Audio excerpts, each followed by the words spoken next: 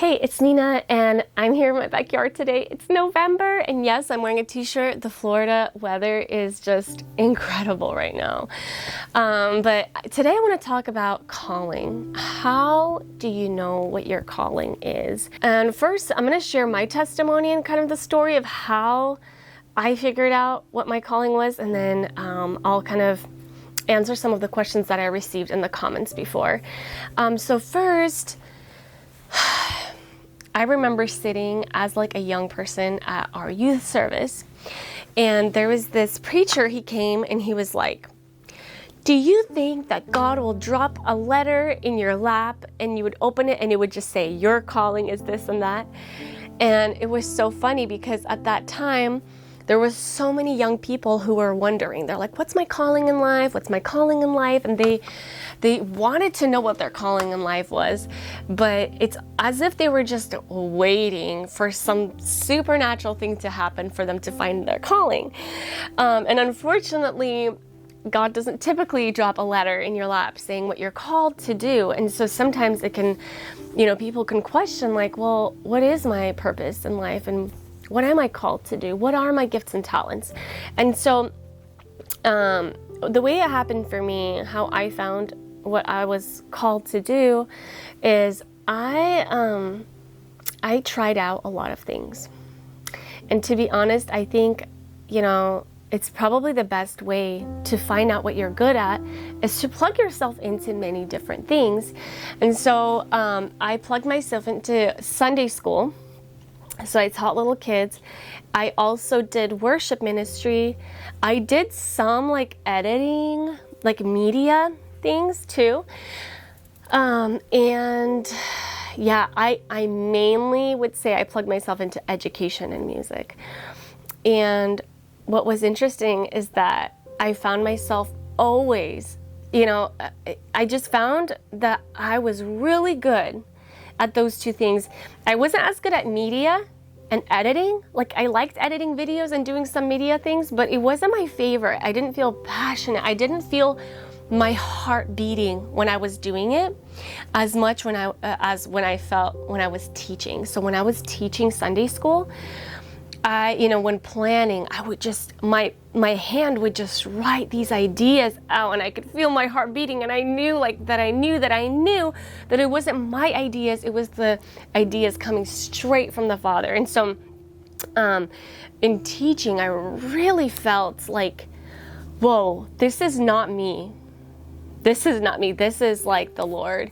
And then the other place where I started feeling that was music and worship. And I just felt like, the music that I was playing, it went from just like regular playing to like, whoa, this is above and beyond. This music is literally coming from a different kingdom, right? The kingdom of God, where I just felt like, wow.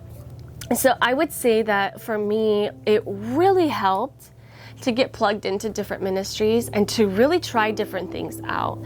And, I had a friend who did media, and she loved it. She felt like her talent was media, because every time she worked on a video that was like, she was just incredible at it, and she felt like that was her talent, and that's what she's doing currently. And so I think it really helps to try different things. So when I tried, both teaching and music, where I found myself was, though, that I always felt like I had to choose between teaching or music. And honestly, it's so interesting because I just feel like they're both my favorite thing to do. And even as an adult now, I feel like it's still something that I struggle with. I'm always like, should I do music or should I do education? And, if you've been following my journey, my husband and I, we actually opened a school. And it's a little micro school, but again, that's the education part of me, right? Coming out and like wanting to change the education in America. But also I love worship, and I do this channel and I teach piano, but also I teach piano, right? So that's a teaching mixed with music. So that's a little bit about my story, how I found out my calling. But I didn't mention a really important fact is when I played piano, I think I was 16 or 17 years old. There was a person who came and visited our youth, and he said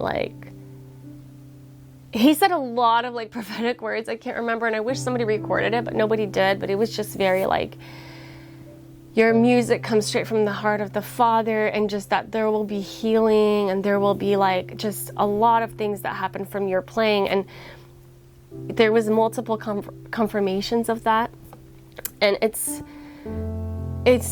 was so powerful, and it's so wonderful.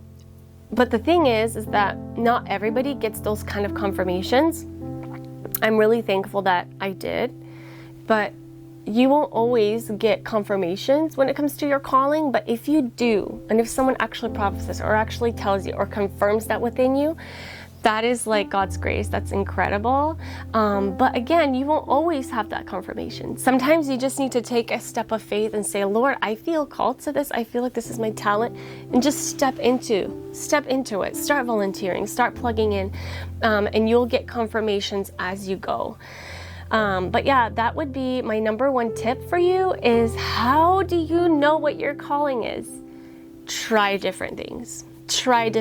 And obviously it just depends what part of life you're in. You know, if you're like a young person who has a lot of time, you have a lot more time to plug in and a lot more opportunities, right? But if you're like, let's say, a mother or a dad, right? Or a grandma or a grandpa, aunt, you know, just who's just kind of like, I don't know what my calling is. I don't know what I should do, you know? I would always suggest to just try new things, you know, sit at the piano, sit with the guitar, grab some painting materials out, grab a pen, like try writing, try painting, try,